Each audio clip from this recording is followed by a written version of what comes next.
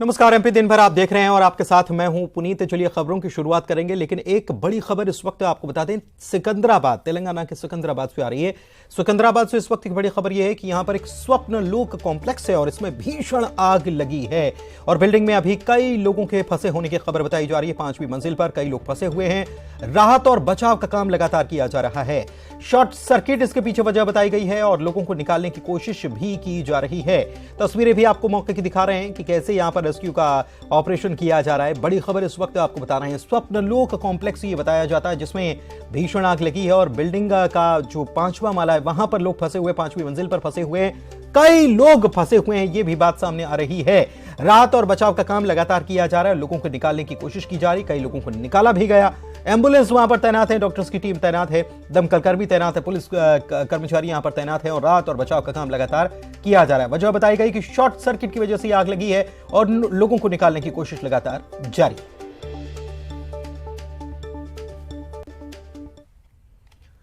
चलिए बढ़ते आगे और बात अगली खबर की करते हैं। मध्य प्रदेश कांग्रेस से जुड़े नेताओं से जुड़ी यह खबर है जहां पर अब बयानबाजी भारी पड़ सकती है। बयानबाजी करना कांग्रेस नेताओं को भारी पड़ेगा। एमपी कांग्रेस के नेताओं से जुड़ी यह बड़ी खबर है। जिला प्रभारी और वरिष्ठ नेताओं के खिलाफ बयानबाजी की थी और प्रदेश कांग्रेस कमेटी ने इस पर एक्शन लिया है। खंडवा जिले के 2 नेता 6 साल के लिए पार्टी से निष्कासित कर दिए गए। यह बड़ी खबर इस वक्त आपको बता रहे हैं। इंदल सिंह और इकबाल कुरैशी को 6 साल के लिए पार्टी से बाहर किया गया। तो बयानबाजी करना बहुत भारी पड़ेगा, ये अब इससे मैसेज साफ कर दिया गया है कि बयानबाजी की तो बहुत भारी पड़ने वाली है। मध्य प्रदेश कांग्रेस नेताओं से जुड़ी यह खबर है और साथ ही साथ एक प्रकार से ताकीद ये बाकी नेताओं को भी किया जा रहा है कि अगर ऐसा किया और नियम के विपरीत गए और बयानबाजी की तो बहुत भारी पड़ेगा। शैलेंद्र भदौरिया हमारे संवाददाता भोपाल से जुड़े हुए हैं। शैलेंद्र, कांग्रेस के नेताओं को कांग्रेस की तरफ से ही एक मैसेज, सख्त मैसेज देने की कोशिश कि भाई आप बयानबाजी करें तो बहुत सोच समझ कर करें वरना बहुत भारी पड़ेगा।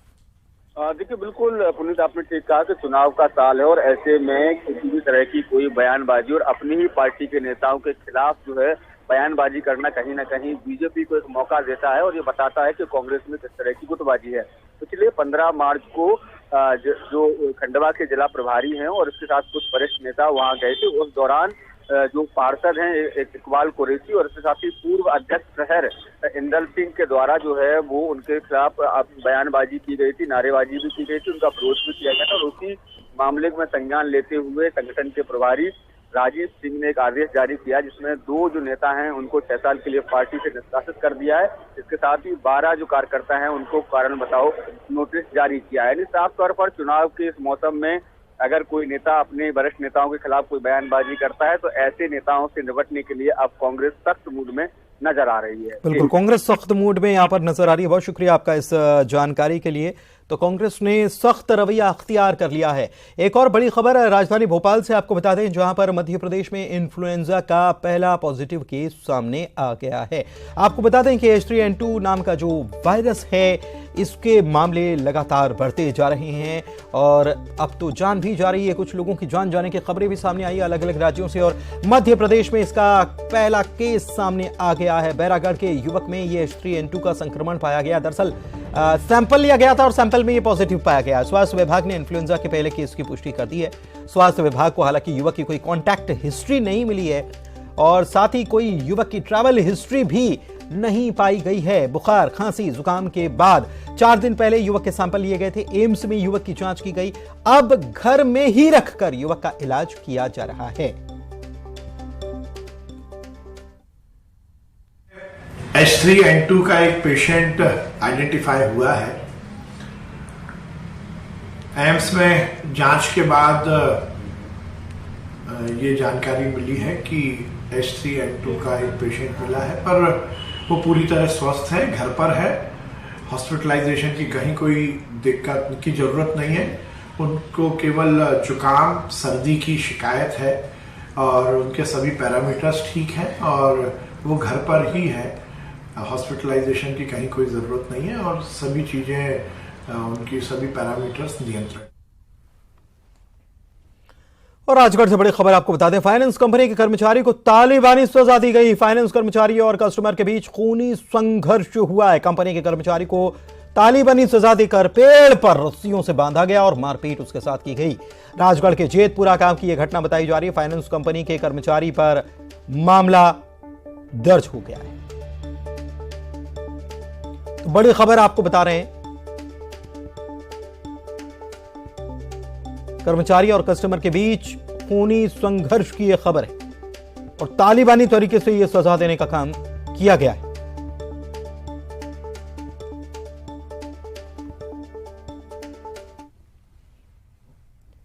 बढ़ते आगे, इंदौर के महू में आदिवासी युवती की संदिग्ध मौत के बाद जमकर हंगामा बरपा।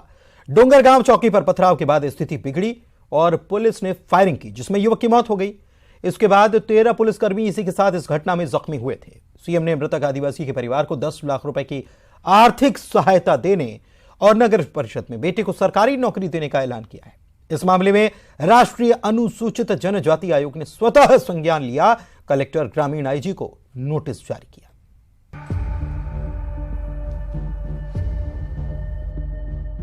महू में आदिवासी युवती की संदिग्ध मौत को लेकर जमकर हंगामा हुआ। डोंगरगढ़ गांव चौकी के सामने शव के साथ प्रदर्शन कर रहे लोगों ने चौकी पर पथराव किया। इसके बाद हालात बिगड़ गए। पुलिस ने लाठीचार्ज किया, साथ ही आंसू गैस के गोले भी छोड़े। स्थिति काबू न होते देख पुलिस ने फायरिंग की और इस घटना में एक आदिवासी भेरूलाल की मौत हो गई। वहीं घटना में 13 पुलिसकर्मी जख्मी हो गए हैं। परिजनों का आरोप है कि दबंगों ने गैंगरेप के बाद हत्या कर दी, जबकि पुलिस करंट लगने से युवती की मौत बता रही है। इस बीच सीएम शिवराज ने मजिस्ट्रियल जांच के आदेश दिए हैं। साथ ही पुलिस ने तनाव को देखते हुए 5 थाना इलाकों में धारा 144 लगा दी है। उसका नाम पोस्टमार्टम में हुआ, वो खरगोन जिले का है वो परिवार, एंड उनका दूसरे समाज के ना लड़की के साथ है ना वो लोग रह रहे थे साथ में। डेथ के बाद परिजनों को उनके ना रिलेटिव्स को लगा कि मतलब है ना इनको खिलाफ है ना 302 का है ना मामला दर्ज होना चाहिए। बट वो पोस्टमार्टम रिपोर्ट है, बट उसके बाद भी पुलिस ने इमीडिएटली 302 में है ना FIR दर्ज किया एंड उनको अरेस्ट भी कर दिया। उधर पूरे मामले पर सीएम शिवराज सिंह चौहान ने ट्वीट किया। सीएम ने मृतक भेरूलाल के बेटे को सरकारी नौकरी देने का ऐलान किया है। साथ ही 10 लाख की आर्थिक सहायता देने का भी ऐलान किया। वहीं मृतक के 3 बच्चों की पढ़ाई की भी व्यवस्था सरकार करेगी।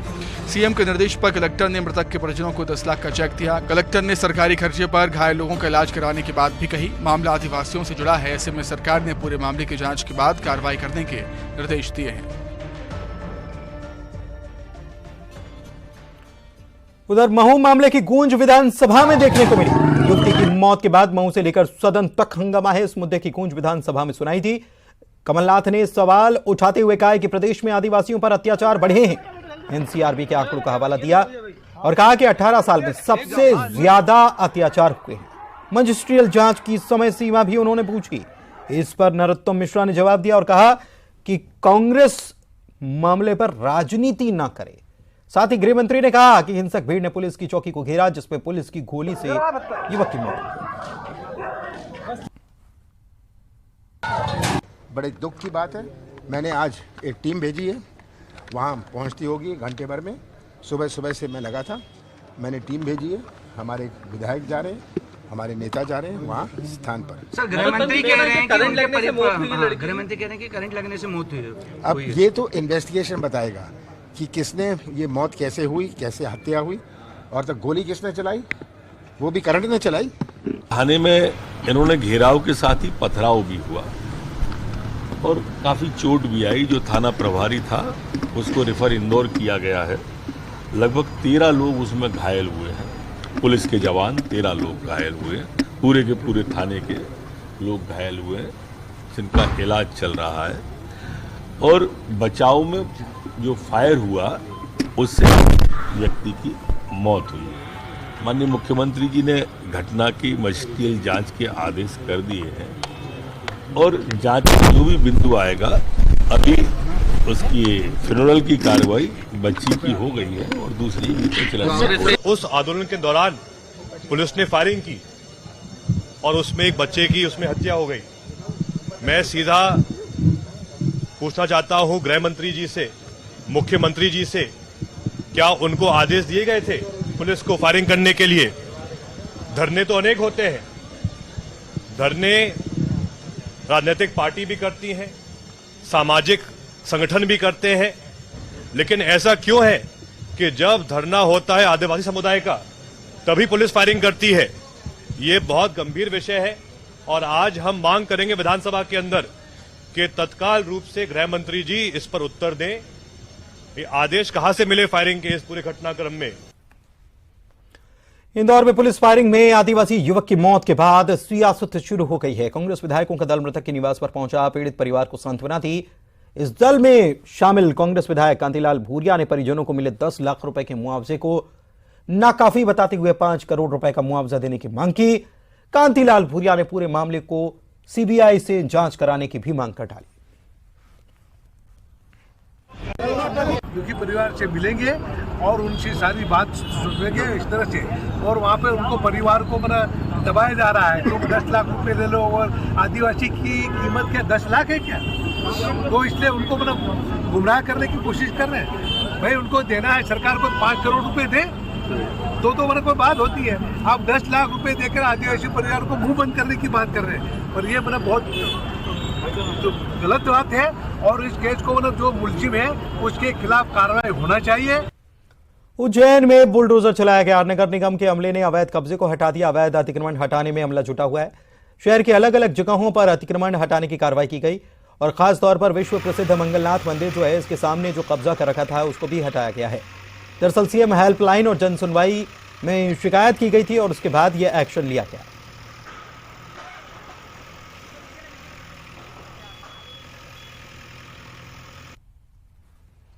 बालाघाट के वारा सिवनी में नहर की जमीन पर अतिक्रमण करने वालों पर कार्रवाई करते हुए उनके निर्माण गिरा दिए गए। 73 अतिक्रमण चिन्हित किए गए, लेकिन 18 पर स्थगन आदेश के बाद 55 अतिक्रमण पर बुलडोजर चलाया गया। सिंचाई विभाग की छोटी नहर पर अतिक्रमण कर आलीशान बिल्डिंग, दुकानें और बाउंड्री वॉल तमाम चीजें बना दी गई थी, जिन्हें आज गिरा दिया गया। ये 2016 से जो है अतिक्रमण प्रकरण दर्ज हुए थे, इसमें कार्रवाई की गई थी जिसमें बेदखली आदेश भी पारित हुआ था। इनको पूर्व में सूचित भी किया गया है। पूर्व में सूचित किए जाने के बाद में भी इनके द्वारा अतिक्रमण नहीं हटाए जाने पर जो है हाई कोर्ट में ये मामला पेंडिंग है। तो आज इनको सूचित करके आज 55 लोगों के अतिक्रमण हटाए जा रहे हैं। बुरहानपुर जिले के घाघरला के ग्रामीणों को अच्छी खासी परेशानी का सामना करना पड़ रहा है, क्योंकि अतिक्रमणकारियों ने पेड़ काटकर रास्ते रोक दिए। खास बात यह भी कि प्रशासनिक अधिकारी को जानकारी होने के बावजूद कोई कदम नहीं उठाया जा रहा है। कुछ दिन पहले भी अतिक्रमणकारियों ने एक चौकी से वन कर्मियों को बंधक बनाया था, तो वहीं रेणुका वन डिपो से 4 अतिक्रमणकारियों को छुड़ाने के लिए 40 अतिक्रमणकारियों ने हमला भी किया था।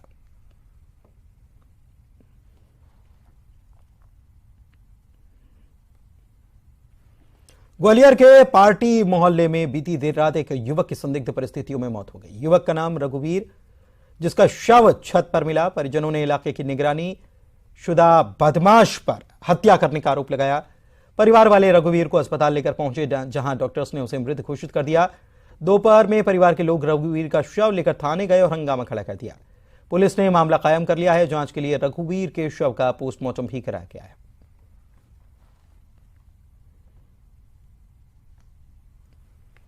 दमोह जिले के तेजगढ़ थाना अंतर्गत आने वाले मनका के जंगल में आग लग गई और इस मामले की जानकारी सबसे पहले पुलिस को मिलने के बाद कंट्रोल रूम के द्वारा इमलिया चौकी पुलिस को मौके पर रवाना किया गया। वहीं इमलिया घाट चौकी पुलिस के द्वारा आग को बुझाने की कोशिश की गई, साथ ही वन अमले और फायर ब्रिगेड को खबर की गई। तो मौके पर फायर ब्रिगेड और इमलिया घाट चौकी पुलिस के द्वारा आग को बुझाने का प्रयास किया गया। हालांकि ऐसा पहली बार नहीं है कि जंगल में आग लगी हो। पिछले साल की तरह इस बार भी घटनाक्रम इस तरह के सामने आ रहे हैं।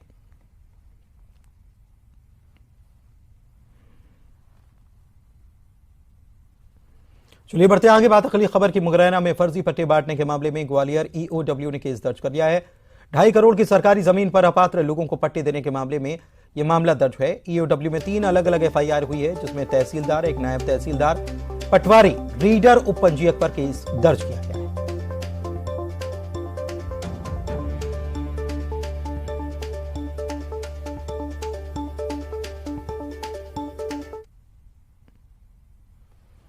बढ़ते आगे। डॉक्टर को धरती का भगवान कहा जाता है और हरदा जिला अस्पताल के डॉक्टर्स और स्टाफ ने यह स्वच्छ कर दिखाया।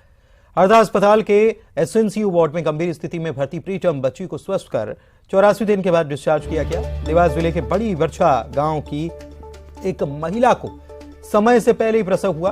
6 महीने में ही जन्म होने से बच्ची की स्थिति काफी गंभीर थी। बच्ची को हरदा जिला अस्पताल में भर्ती कराया गया और अस्पताल प्रबंधन ने दिन रात उसका इलाज किया। 84 दिन के बाद वजन 1 किलो 900 ग्राम होने पर बच्ची को परिजनों को सौंप दिया गया। इस मौके पर परिवार के लोग इतने खुश हुए कि उन्होंने अस्पताल के स्टाफ को गले लगा लिया।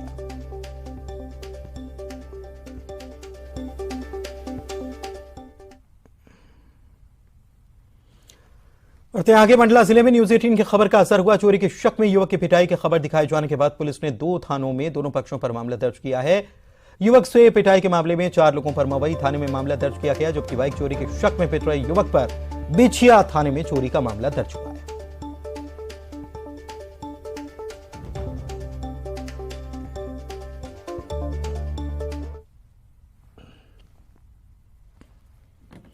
मुख्यमंत्री लाडली बहना योजना का लाभ लेने के लिए महिलाओं में खासा उत्साह है। जबलपुर में महिलाएं लाडली बहना योजना का फॉर्म भरने के लिए आधार कार्ड भी बनवा रही हैं और इसके चलते आधार केंद्र पर लंबी लंबी कतारें। आधार केंद्र में महिलाओं को 2 से 3 घंटे तक लाइन में लगना पड़ रहा है, जिससे उन्हें परेशानी है। गौरतलब है कि योजना का लाभ लेने के लिए आधार कार्ड सबसे जरूरी दस्तावेज है।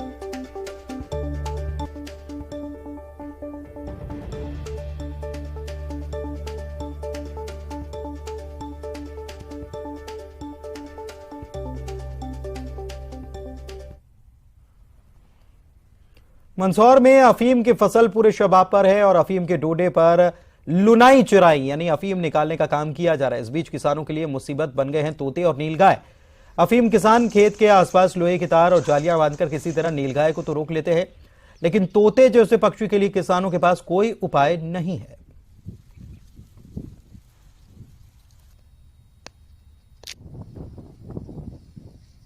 इंदौर में पॉक्सो एक्ट में पहली बार किसी युवती को सजा सुनाई गई। स्पेशल कोर्ट ने इस मामले में आरोपी युवती को 10 साल की कठोर कारावास और 3000 रुपए का अर्थदंड की सजा सुनाई है।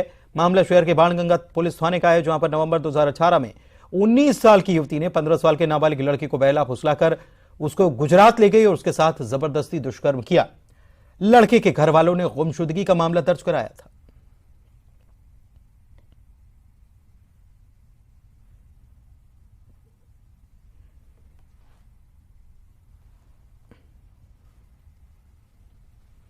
बड़वानी के छोटी कसरावत स्थित नर्मदा नदी के पुल से धार जिले के सिरसी का रहने वाला युवक नर्मदा नदी में गिर गया।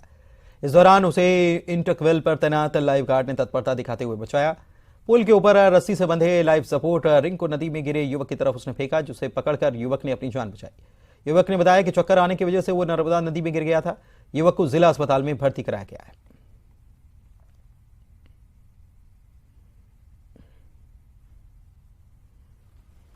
दुर्ग जिले में लगातार बढ़ रहे अपराध को लेकर एसपी ने क्राइम की समीक्षा की। जिला पुलिस में कसावट लाने के लिए बैठक बुलाई गई, जिसमें जिले के तमाम 26 थानों के टीआई, विवेचना अधिकारी, आईपीएस और सीएसपी क्राइम मीटिंग में मौजूद रहे। पुलिस कंट्रोल रूम सेक्टर 6 में आयोजित क्राइम मीटिंग में एसपी अभिषेक पल्लव ने 2023 के शुरुआती 3 महीनों की समीक्षा बैठक की, जिसमें थाना प्रभारियों को निर्देश दिया गया कि जितने भी वारंट हैं उनकी जल्द से जल्द तामीली करा जाए। महादेव ऐप और चिटफंड के ऊपर जीरो टॉलरेंस पॉलिसी के तहत जल्द से जल्द कार्रवाई की जाए। निकला है, सभी थाना प्रभारी को निर्देश दिए गए हैं कि जितने वारंट समन्स है उसको तेजी से निकाल करें और आज की स्थिति से 20% उसको अगले माह तक कम करें। जो पुराने गुंडा बदमाश, निगरानी बदमाश है उनकी पताफाजी करें और अभी भी वो एक्टिव है तो उनके खिलाफ कार्रवाई की जाए। चिट फंड में करीब 12 कंपनियों का पताफाजी किया गया शेल कंपनी का, जिसमें 500 करोड़ से ऊपर के ट्रांजैक्शन हुए हैं। जल्दी ही इन शेल कंपनीज के डायरेक्टर्स की गिरफ्तारी की जाएगी। जो चिटफंड कंपनी है जिसमें 10 नए एफआईआर हुए उनमें डायरेक्टर्स की पताफाजी की गई है, उनके ऊपर जल्दी ही कार्रवाई की जाएगी। थाना पर निर्देशित किया गया है कि महादेव ऐप के ऊपर और चिटफंड के ऊपर नो टॉलरेंस पॉलिसी से लगातार कार्रवाई की जाए। भारतीय क्रिकेट खिलाड़ी नीतीश राणा अपनी पत्नी सांची मारवाह के साथ उज्जैन के महाकाल मंदिर पहुंचे और दोनों ने विधि विधान से बाबा की पूजा अर्चना की। दोनों ने बाबा महाकाल के गर्भगृह के भीतर पूजन अभिषेक किया और आशीर्वाद लिया। इस दौरान नीतीश धोती सोला ओढ़े हुए थे, उनकी पत्नी सांची हल्की ब्लू साड़ी में थी। बता दें कि हाल ही में क्रिकेटर केएल राहुल पत्नी अथिया के साथ क्रिकेटर अक्षर पत्नी मेहा के साथ और क्रिकेटर विराट अपनी पत्नी अभिनेत्री अनुष्का के साथ बाबा महाकाल का आशीर्वाद लेने यहां आ चुके।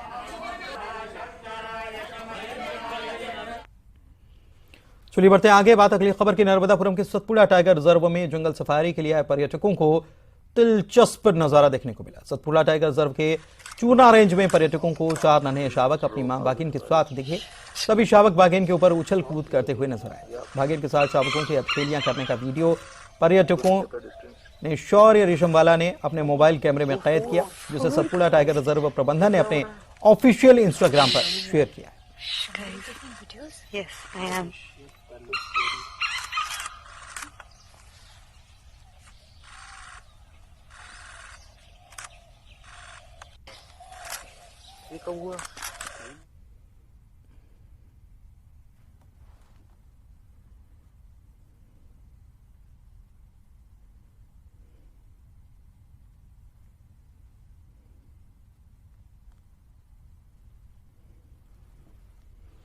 चलिए बढ़ते आगे। टेस्ट सीरीज में अपना दम दिखाने के बाद अब भारत और ऑस्ट्रेलिया वनडे में टकराने के लिए तैयार हैं। 3 मैचों की सीरीज का पहला मैच मुंबई में खेला जाना है। टेस्ट सीरीज जीतने के बाद भारत का जोश हाई है, वहीं इस सीरीज को वर्ल्ड कप की तैयारी के तौर पर भी देखा जा रहा है। एक रिपोर्ट इस पर देखिए। मुझे दीजिए इजाजत। नमस्कार।